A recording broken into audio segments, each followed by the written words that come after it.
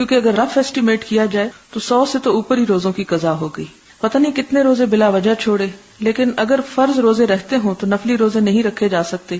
میں نے ارادہ کیا تھا کہ رمضان کے علاوہ بھی تمام مسنون روزے رکھا کروں گی، مگر پھر یہ خیال آتا ہے کہ جب تک فرائض ہی نہیں پورے تو نفلی عبادت کا کیا فائدہ.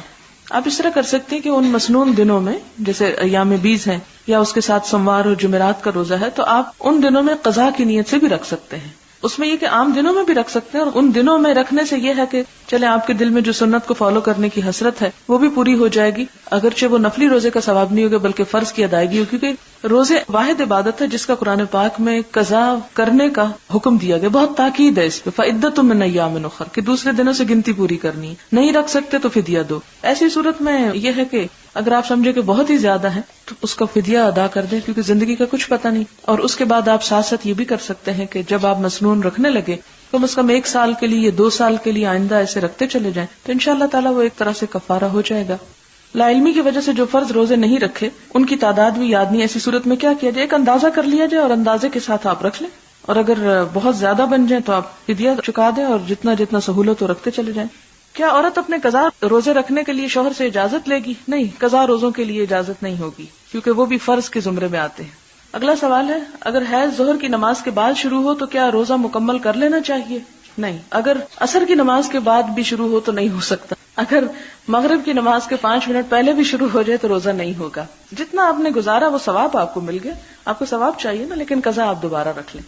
ایک خاتون کو پیریڈز کے دوران بخار ہو جاتا ہے، بیماری زیادہ ہو جانے کے ڈر سے وہ غسل نہیں کر پاتی اور روزہ بھی رکھنا چاہتی تو تیمم کر لیں. یعنی اگر پیریڈز میں بخار ہے اور نہانا ہے پیریڈز کے بعد تو نہا نہیں سکتی کہ بیماری بڑھ جائے گی، تو اس وقت وہ تیمم کر لیں، اور جب 1 دن یا 2 دن یا جس وقت بھی وہ سمجھیں کہ وہ ٹھیک ہو گئی ہیں تو اس کے بعد غسل کر لیں. اگلا سوال ہے، اگر کسی کی عادت حیض کے بعد دن کے 11 بجے پاک ہونے کی ہو، کیا وہ روزہ رکھ کر 11 بجے نہا لے تو روزہ ہو جائے گا؟ نہیں، ایسی حالت میں روزہ نہیں ہوتا. روزے کی لمٹ کہاں سے شروع ہوتی ہے؟ سحری کے وقت سے. مثلاً آپ کو سحری کے وقت نہانا تھا لیکن ٹائم نہیں ملا، آپ سحری پکاتے رہے، پھر کھاتے رہے، پھر برتن سمیٹتے رہے. اس کے بعد یہ ہے کہ آپ کو تھوڑا شک بھی تھا کہ میں ذرا ڈیلے کر لوں، آخری ٹائم پہ لے جاؤں، کیونکہ بعض اوقات آخری وقت میں تھوڑا شک بھی پڑ جاتا ہے، 1 گھنٹہ آگے پیچھے بھی ہو جاتا ہے. تو ایسی صورت میں اگر آپ نہا رہے اور نہاتے نہاتے سورج بھی نکل گیا مثال کے طور پر، تو سورج اس وجہ سے اتنا نکالے کہ آپ برتن دھو رہے تھے، اس وجہ سے سورج اگر نکل گیا ہے کہ آپ کو شک تھا اور شک دور کرنے میں آپ نے سوچا کہ تھوڑا سا میں اور ویٹ کر لیتی ہوں، تو وہ تو ٹھیک ہے. لیکن 10 بجے اور 11 بجے نہا کر جبکہ صبح تھوڑی بہت بلیڈنگ یا اسپاٹنگ بھی ہوئی ہو یا ایسا ڈسچارج ہوا ہو تو سحری کھانے کے وقت کے بعد، مثال کے طور پر اذان کے وقت، اگر اس کے 15 منٹ بعد یا آدھے گھنٹے بعد آپ چیک کرتی ہیں اور آپ ابھی پاک نہیں، آپ دیکھتے ہیں کہ ابھی ڈسچارج جو ہے وہ یلوش ہے مثال کے طور پہ، تو وہ پھر روزہ نہیں ہوگا.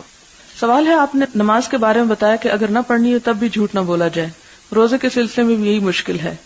اب یہ مشکل میں تو آسان نہیں کر سکتی، اس میں یہ ہے کہ کوئی اعتدال کا رستہ آپ اپنا لیں، اور ہر شخص اپنی سمجھداری کے ساتھ اس معاملے کو حل کر سکتا ہے، کیونکہ کوئی بھی شخص اتنا احمق نہیں ہوتا کہ اس کو نہ پتا ہو کہ ایک عورت روزہ کیوں نہیں رکھ رہی.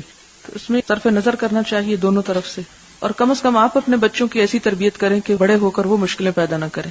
اب مثال کے طور پر جب میری بڑی بچی کو پیریڈز ہے تو 2 چھوٹی کو نہیں پتا تھا، لیکن ان کو میں نے بتا دیا کہ ان دنوں میں نماز نہیں پڑھنی ہوتی اور آپ کے ساتھ بھی ہوگا، اور بہت آرام کے ساتھ میں نے سب کچھ ایکسپلین کر دیا کہ یہ بالکل ایک نیچرل چیز ہے، جس طرح آپ کے جسم سے اور چیزیں نکلتی ہیں اسی طرح بلیڈنگ بھی ہوتی ہے، اور اس میں چونکہ خون ایک گندی چیز ہے اس لیے جب تک وہ نکلتا ہے تو نماز نہیں پڑھنا ہوتی. تو اس کے بعد کبھی مشکل نہیں کہ وہ بڑی کو پوچھیں کہ اچھا تم نے نماز کیوں نہیں پڑھی، یا ایک دوسرے کے ساتھ لڑائی جھگڑا کریں. تو اس میں ایک سمپل الفاظ میں بچے کو آپ ایکسپلین کر دیں، اتنے سسپیشنز اور ایک چھپانے اور ایسے کام کرنے کی بجائے. اس میں مشکل یہ ہوتی ہے کہ پھر ان کو پتہ تو چل ہی جاتے ہیں، یعنی کسی نہ کسی طریقے سے. پھر جب آپ ان کو نہیں بتاتے تو وہ اپنی سہیلیوں کے پاس ادھر ادھر جا کے پوچھتے ہیں، اور وہ غلط سلط باتیں، کوئی ڈراتا ہے، کوئی خوف زدہ کرتا ہے، کوئی اور اس قسم کی باتیں بتائے گا کہ جس میں کچھ سچائی ہوگی، کچھ جھوٹ ہوگا.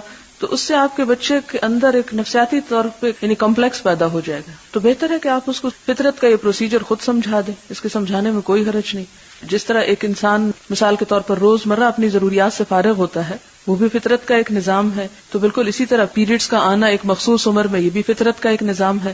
تو اس میں اس کو آپ حوصلہ دیں، تسلی دیں، کیونکہ عموماً بچیاں گھبرا جاتی ہیں، خوف زدہ ہو جاتی ہیں، کیونکہ مائیں ان سے ہمیشہ ہر چیز چھپا کے ہی رکھتی ہیں.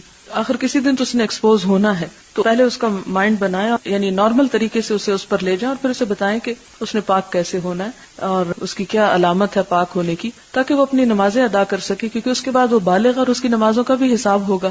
تو اگر آپ نہیں اس کو بتائیں گی تو کون بتائے گا؟ اسے بتائیں نماز کے بارے میں، روزے کے بارے میں، حجاب کے بارے میں، کہ جو جو چیزیں اس کے بعد فرض ہو جاتی ہیں اور جن کے اس سے پوچھ ہوگی تو ان چیزوں کو ایکسپلین کر دیں، اور آپ دیکھیں کہ بچے بہت اچھی طرح سمجھ جاتے ہیں۔